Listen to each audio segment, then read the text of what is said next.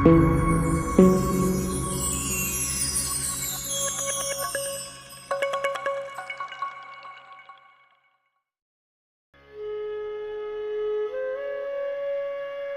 நமோ நாராயணா, குருவே நமக. இந்த வீடியோவை காண வந்த அனைவருக்கும் முதலில் என்னுடைய நன்றியை தெரிவித்துக் கொள்கிறேன்.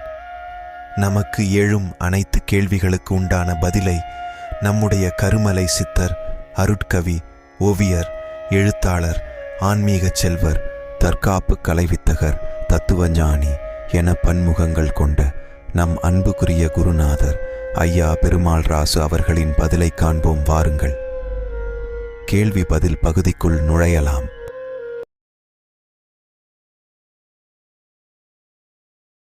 ஆன்மாவுக்கு அழிவில்லை என்கிறோம்.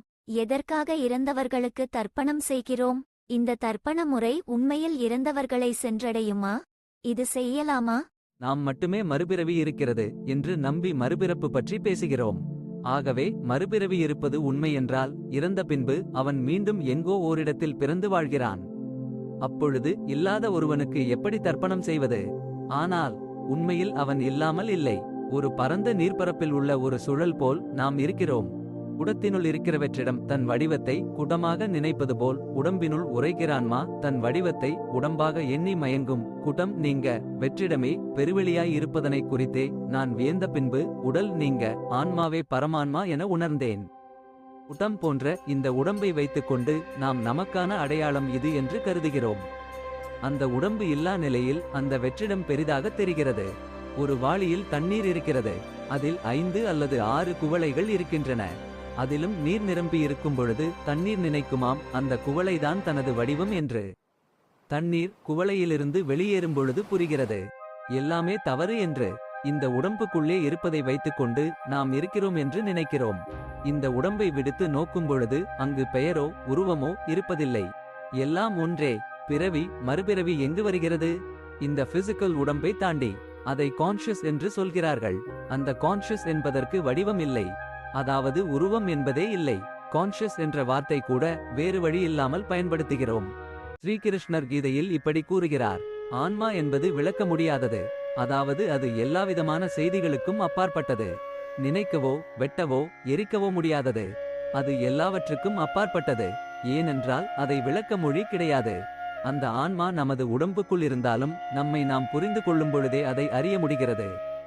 நாம் நினைக்கிறோம் ஒருவர் இறந்த பிறகு இங்கிருந்து தர்ப்பணம் செய்கிறோம்.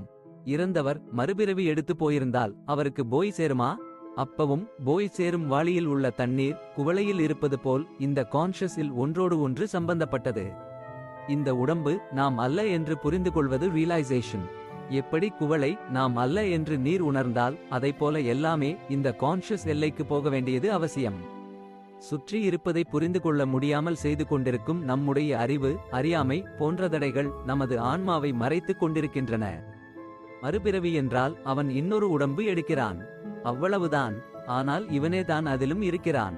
இந்த செயல்முறையில் அதை மறைத்துள்ள ஒவ்வொன்றாய் கரைந்து உதிர்ந்து கொண்டே செல்ல இந்த தர்ப்பணங்கள் மற்ற முறைகள் பயன்படும். ஆத்மா சாட்சாக்காரம் என்ற வார்த்தை இங்கே பயன்படுத்தப்படுகிறது. அங்கே அவன் இருக்கிறான் இல்லை என்ற கேள்வியே இல்லை. அங்கே இருக்கிறான், இங்கேயும் இருக்கிறான். இந்த உடம்புடன் அங்கே இருக்கிறான். அதை விடுக்கும் பொழுது வேறு ஒரு உடம்புடனும் இருக்கிறான். He is present, he is ever present. அதேபோல் ஆன்மாவுக்கு மறுபிறவி இல்லை என்று சொல்கிறோம். ஆன்மா என்கிற ஒன்றை வடிவம் வைத்து நினைக்கும் பொழுது இப்படி தோன்றுகிறது. ஆனால் ஆன்மா நிலையானது, அது இப்படியே இருக்கும். ஒருமுறை ஒரு கிறிஸ்துவ பாதிரியார் கேட்டார், கிறிஸ்து முஸ்லிம் மதங்கள் மறுபிறவி இல்லை என்கின்றன, இந்து மதம் பௌத்த மதம் மறுபிறப்பு உண்மை என்கின்றன. இதில் எது சரி எது தவறு என்றார். நான் இரண்டும் சரி என்றேன். ஒரு தீர்க்கதரிசி சொல்கிறார்கள் என்றால் அது சாத்தியம் என்று உணர வேண்டும். மறுபிறவி இல்லை என்று அவர்கள் சொன்னது உடம்பை அடிப்படையாக வைத்து அல்ல, ஆன்மாவை குறித்தே சொன்னது அவைகள். ஆனால் நாம் பிறப்பு இறப்பு என்று சொல்வது இந்த உடம்பை தானே. உடம்பை பற்றி சொல்லுகின்ற பொழுது அதற்கு இறப்பு மறுபிறப்பு இவைகள் உண்டு என்று சொன்னார்கள். கிறிஸ்தவர்கள் முஸ்லிம்கள் ஆன்மாவை மையமாக வைத்து மறுபிறப்பு இல்லை என்றார்கள். ஆன்மாவை வைத்து பார்க்கும் பொழுது மறுபிறப்பு இல்லை என்பதே நிஜம். மறுபிறப்பு என்று நாம் கூறுவது உடம்பை வைத்து. ஆகவே இதுவும் நிஜம்.